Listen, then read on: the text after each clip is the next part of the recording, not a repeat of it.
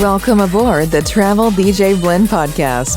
Rest assured, your captain and host Brian B. has logged extensive destination event miles as a headlining private event DJ. So expect to reach new heights each and every episode.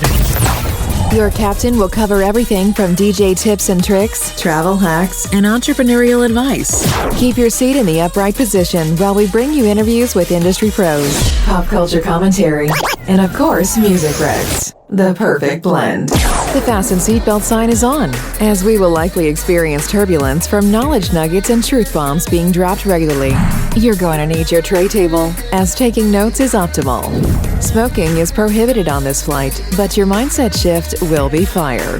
Your crew will be elevating the conversation and challenging the status quo. We know you have a choice when you fly this high, and we thank you for choosing the Travel DJ Blend podcast. Here's your captain, Brian B. Enjoy your flight.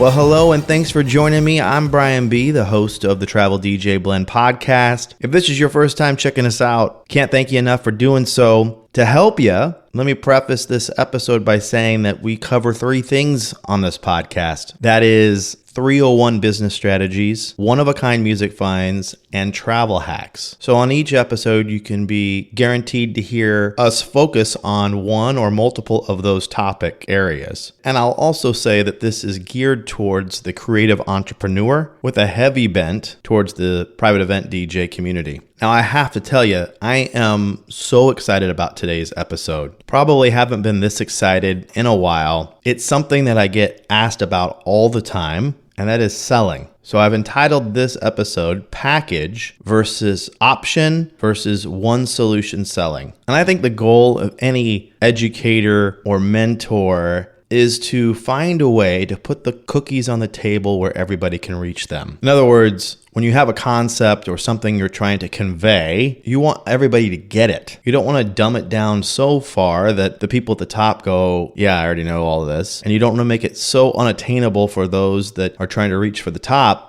they just can't fully grasp what you're trying to say. And so as I've been diving into sales for the last couple of weeks, it's a subject matter that we're going to tackle in my coaching group. So I've been doing a ton of research and things on it. And I finally feel like I hit something that explains this topic in a way that I have never been able to fully do before. And part of my inspiration for recording this and really thinking about how to convey my thoughts was a post put out by Cedric Jones on Facebook, a DJ out of the Texas area. And he made this statement. He said, when someone is giving any type of tips or advice and they act like their way is the only way, then they completely lose all credibility to me. So in other words, anybody who deals in absolutes can't be trusted. And while I understand the sentiment there, I do believe there are certain absolutes that are irrefutable. 1 + 1 will always equal 2. The earth is round. It is not flat. There's actual science behind those things, and it's really not up for debate. Now, creative businesses, by its very nature, typically means that there are many ways to get to the destination, so you get to think through different ways of getting there and expressing yourself. While I'm going to talk about 3 different selling styles that I believe exist in the creative world, obviously, and I will be very blunt about it, there is one that I feel is the one for creative business because it gives us the best chance to be valued at the highest level. Now, that's not to invalidate the other sales methods because those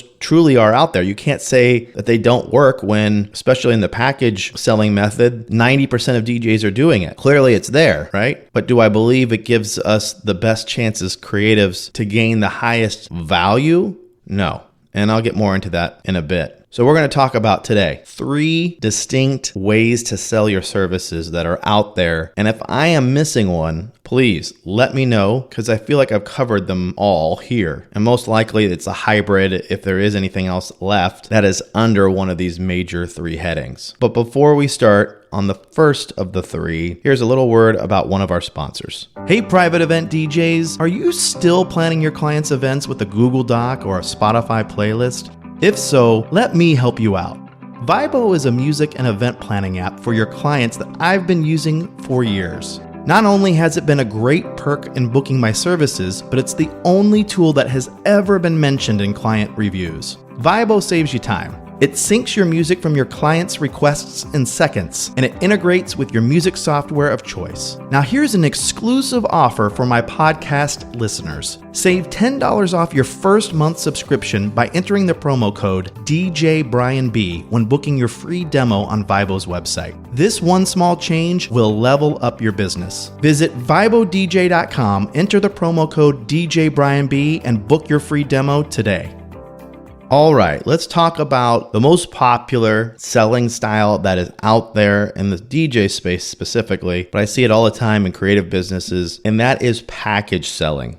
Now, I'm going to go on record and say that package selling is the lowest expression of creative value. Let me say that again. Package selling is the lowest expression of creative value. I also want to say that I started my business with package selling. You know, when you get into this business, for most of us, it's a passion for the artistry of it. And so we just kind of copy and paste what we see others doing. And most DJ companies that I was surrounded by were all doing the package thing. And at one point, I had maybe 5 or so packages. And I'm going to say that if you are doing package selling, at the very least, keep the packages to a minimum. You don't want to give people 5 to 10 options out there, because for them to figure out what the differences are, especially if the dollar amount doesn't change drastically between each of them, you're putting your client in a state of confusion. Early on in my career, I would do some secret shopping, and some of these DJ companies would offer a ridiculous amount of packages. And even me being in the business, it was hard for me to decipher what are the real differences here. Now, in general, I believe that packages are meant to make it easier to close the sale. If you're going with this method, generally you are trying to make these packages as attractive as possible for someone to bite. And your pushback to me might be, isn't that the goal of every business? You want the sale? And I would say, similar to leads, you want them, but you want the right ones. Now, the difference between most packages that are offered, and I've looked at many of them over the last couple of weeks, is either input or output. Input being time, so how many hours you're putting into the project. And I'll say that most of the time noted is day of. No one ever puts in the amount of time that they're actually putting into the project, which is, I would argue, many more hours, or should be many more hours before the event even takes place. That's problem one. And then the output would be the things that are offered. Does this include ceremony sound if it's a wedding, or cold sparks, or how many uplights? Those are the output. Every package is differentiated by one of those two things, which I'm going to go back to my statement earlier that I said it's the lowest expression of creative value. I also think that packages, I'm going to get on my soapbox here, it can lead to resentment if you're not careful for you as the DJ. Because if you set up these packages and you really want them to book, let's just say that there's 3 of them, which would be my suggestion, by the way. If you're going to do packages at all, do the 3 choices. Don't give them any more than that. Any more than that is just, like I said earlier, putting your clients in a state of confusion. But let's say that you really want them to book the middle or the highest package, and they book the lowest one. It could lead to you resenting working that job, and somebody inquires and really wants you for the highest package. You're like, dang it, I left money on the table. So if you are going to offer packages, make sure you're putting ones out there that you feel excited to work. Each one of them should be viable for you. Don't place all of the profit necessarily into one. And I also say that sometimes when you put the highest one out there, it typically includes the highest risk for you as a business. Yes, they're spending the most money, but it also means that you're having to output all these things or add all this time. And so there's this pressure having a client book the highest priced package. The other thing that can happen with a package model is that you can put the client in a place where they feel judged because of their choice. You know, if package 1, which is the lowest tier, if you will, is $500, and then let's say the middle is $1,500 and the highest one is $5,000, and they book the $500 one, it could make the buyer feel like I'm getting judged for my decision. And you could be judging them if you're not careful because, oh, they don't have a whole lot of money. That's why they're picking this one. So judgment could happen inadvertently here just by tiering them out in such a way. Those are the low rung reasons why I'm not a fan of packages, because you could be resentful of their choice. It places inadvertent judgment on the person. Now I'm going to get to the crux of my argument against packages here. There are three things. The first is it doesn't honor the value of ideas, which at the end of the day, when you compare DJ Company 1 versus DJ Company 2, anybody can offer the same amount of hours. If they have the money, anybody can offer the same amount of output, meaning someone can buy the same uplights, they can buy the 360 booth, whatever. But what they can't take from you is the way that you see the world, which may sound kind of woo-woo, so let me say it a different way. No one's going to do it exactly like you. The way you approach what songs get used when. Now, I'm not going to say this is an easy thing to explain to a client and to put a dollar amount on, but these packages, by their very design, don't give you any way to express it. It's kind of just implied. And so the weight to the value of the idea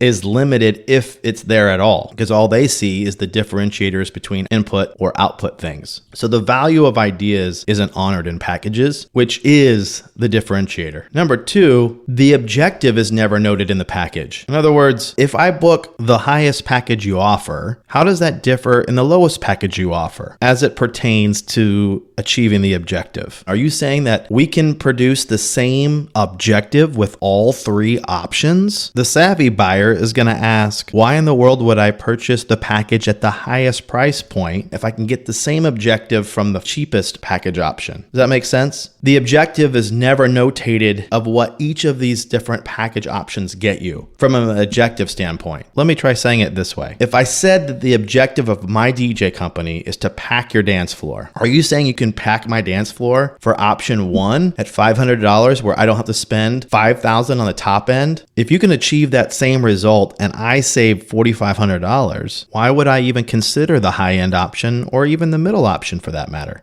Now, maybe an unseasoned buyer may gloss over this and it may not come to their mind when they're thinking of it, but a seasoned buyer will understand and look at it from this vantage point. So my point is, in any package that I've looked at to date, I have yet to see an objective that is expressed in each of the package options. This is what you can expect the result to be if you purchase package A, B, or C. So again, let me go to the higher rung ladder arguments. It doesn't honor the value of ideas. The objective isn't notated. And the third is that there's nothing truly unique for the buyer when you offer them a package. It feels like anybody can get it. There's nothing special about that. And that's fine if you're upfront about that. But what really kind of gets under my skin is when I go to the person who's offering packages and their whole website is filled with, we treat each event as a one-off or one of a kind, and you're going to get a unique experience. You really can't get anything unique if the next person can buy the exact same thing. So I guess another way of saying this is that with packages, you are robbed of the ability to offer anything truly unique from couple A to couple B. And I'll give you one last argument against packages, is that you give the keys to the buyer and deciding what's best. This is a concept that really shook me when I kind of realized this and I wrapped my head around what this means. You know, I've been doing this 20 plus years. The couple, in a lot of cases, this is their first time ever going through a wedding. I've done thousands of weddings at this point. The goal should be for them to give me as much information as they can, and then for me to give them my best recommendation based on the data. And at the very least, we collaborate on what we think is best, with ultimately the decision being me saying, this is what I think needs to be out there, take it or leave it, kind of a thing. So that is my argument against packages. And if you are going to offer them, what I think you need to start thinking about when you put these together. One, give limited amount of package options. Make sure that the objective is somewhat noted with each one, and figure out a way to include how to honor the value of ideas within the package. That is a very tough road to go down when you have a package option. Can it be achieved? Probably. I just haven't seen it to date. We're going to move into the second type of selling after another word from one of our sponsors.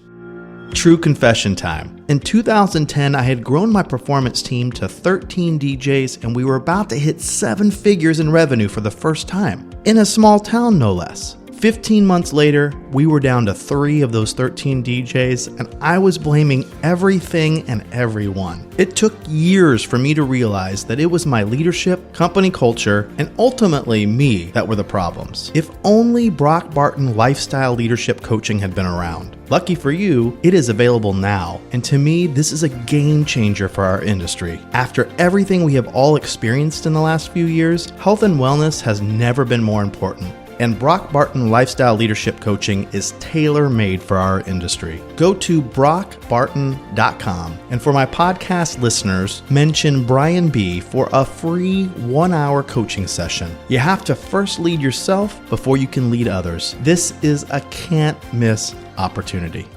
All right, so we just covered package selling. Let's talk about option selling. The difference between this and packages is that number one, it starts with the objective. And then number two, it's a different way of expressing how to get to the objective. It may be the same input, the same amount of hours. It may even be the same kind of output as far as products that you're going to bring to the event, but the way you're going to use them may differ. Let me try to give you a tangible example here. Let's say the event is a 70s party. We're doing a 70s party. And one way to express a 70s party is to go all disco. That was a major part of the 70s. And so we're going to have disco balls. That's one way of expressing a 70s themed party. Or the other way might be like, let's go classic rock. Think Styx, think the Eagles, 38 Special. Both of them are unique spins and options for expressing the objective, which is a 70s party. So it's almost like you're designing the event from an entertainment perspective from two different vantage points. If you're going to engage in this type of selling, awesome, because it immediately places value on the creative process, coming up with ideas if you actually put monetary value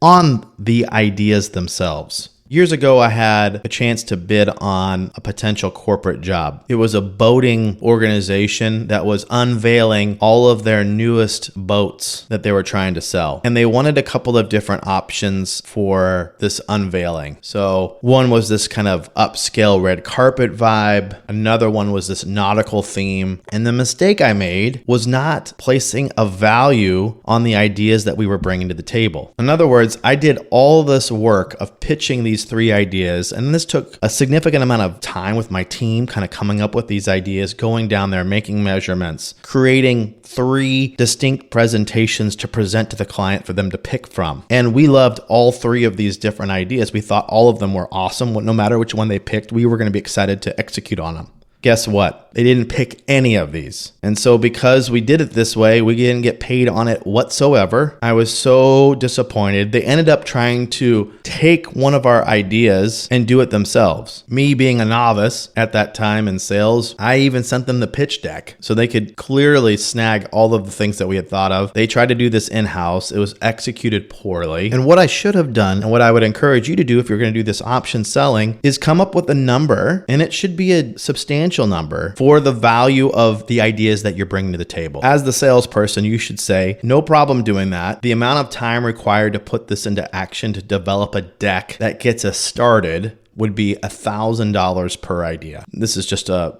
arbitrary number I'm throwing out there. So we'll develop a deck that has the high 30,000 foot view of each of these expressions of a 70s party. Whatever 2 you don't choose, assuming that we're doing 3 ideas, each at $1,000, you lose out on the creative fee with that. So in other words, you're not going to get those $2,000 back because you're not using those 2 ideas. And that was the fee for us to even come up with the concepts. $1,000 for those 2 ideas that you decided not to use. Now that $1,000 that you picked for the one that you are wanting us to execute on, that gets wrapped up into the total cost of the project. It'll be applied. So maybe you're saying that the creative portion of putting this together is $2,000. So they're paying 50% up front for you to come up with the basic idea. And that'll be applied to the $2,000 of total creativity that's going to take to kind of flesh it all out. My point is with option-based selling, it may include extra hours in the options itself, meaning like you might need to play for 7 hours as opposed to 5 in a different expression of the idea of a 70s party. You might need certain outputs that are different, but the driver is not the input or the output. The driver of the differentiator is the creative ideas, the way you're going to express how to deliver on the objective. But it all hinges on you having the objective clearly defined. The last thing I want to say about option-based selling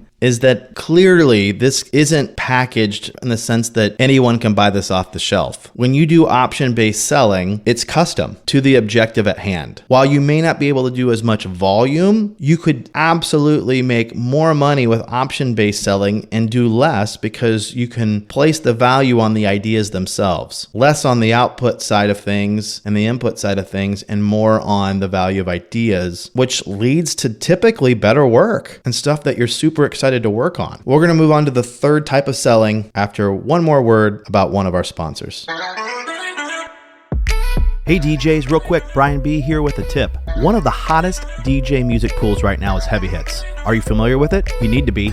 They cover literally every genre, from top 40 to hip hop to Latin to Afro beats and more. Not only that, but their curated playlists and charts, including trending Spotify and TikTok tracks, are second to none. The interface is easy to use, and they have a ton of exclusive edits, which I use on the regular. But you want to know the best part? For my podcast listeners, I have a special promo code that will give you a 30-day trial for $5. Yep, you heard that right, $5. Go to heavyhits.com and enter the promo code BrianB. That's heavyhits.com, and the promo code is BrianB, all one word, no spaces. Take advantage of this right now and up your music game today. All right, we've talked about package-based selling. We've talked about option-based selling. Now we're going to talk about the one that I'm an absolute advocate of, and that is one solution selling. This is the way I sell the DJ services that I offer for both myself and my team, especially when it applies to weddings, which we do a lot of. It's hard to do unless it was a themed wedding. My objective for any event I do is the same. It's wrapped in my client promise of delivering an evergreen musical soundtrack that tells the story of my clients. The way I approach that is the same. In other words, I have the same steps that I take every client through. Within each step of that, there are nuances that are going to definitely change. But I only know one way of delivering that artistry that works for me. I've mentioned some of these nuances in other episodes before, but as an example, when I'm looking at the soundtrack for a couple for a wedding, one of the things I like to do is go through their social media and see what songs they've selected for reels. Gives me kind of an inside idea of the type of music they like because they're picking those songs. Is there a way I can incorporate that into their wedding? I don't know. Now, if somebody isn't on social media, I can't use that as a mechanism, so I may have to dig deeper. One such client, I literally flew to a ski resort they frequent just to sit and observe and listen to the soundtrack and watch people and see if there's anything I can glean from that to incorporate into their soundtrack. Now, I'm not going to say I would do either of those same things for every client because I don't know until I get into the work. But the methodology of discovery is something that I do with every client. And then the result is one proposal with one option. The example I like to use often is if you go to a mechanic to deal with a brake issue, you want them to replace the brakes. You don't want them to offer you new tires, an oil change, or something else when the issue is clearly about the brakes. And similarly, when we diagnose what a client wants for their event, I want to give them one solution that offers us the best chance of getting there. Now, the knock on this is that they have no context of what this is comparable to something else. And my rebuttal back to that would be, there is nothing to compare it to. I'm one of one. The way that I see the world, the way that I'm going to deliver my art, you can't compare to somebody else because there's nobody doing it the way that I'm doing it. So it comes down to, do you like the way that I'm going to deliver this? And hopefully this is in line with the budget that you want to invest into this journey with me. That's the way I do it when I sell any of the DJs on my staff. That's how I do it when I sell myself, is a one solution. This is the best way for us to achieve the deliverable. Places value on the value of ideas and the structure around my creativity. We've called out what the objective of the event is. In other words, the objective for every event that I do is to create this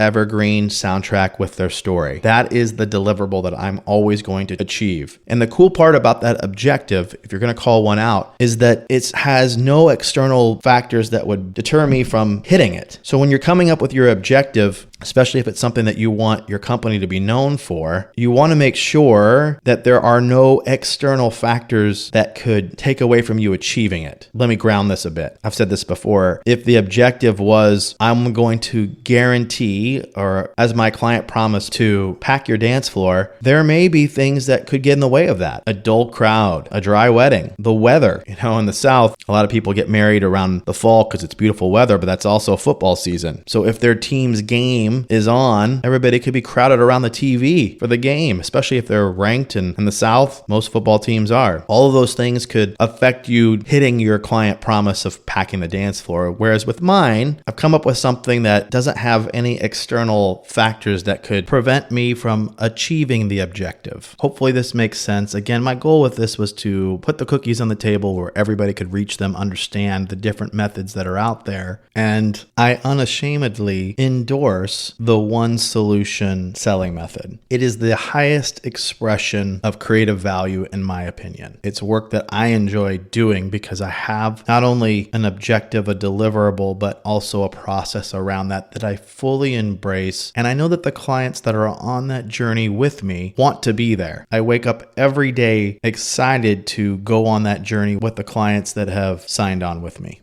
Until next time, I'm Brian B. Thanks for listening.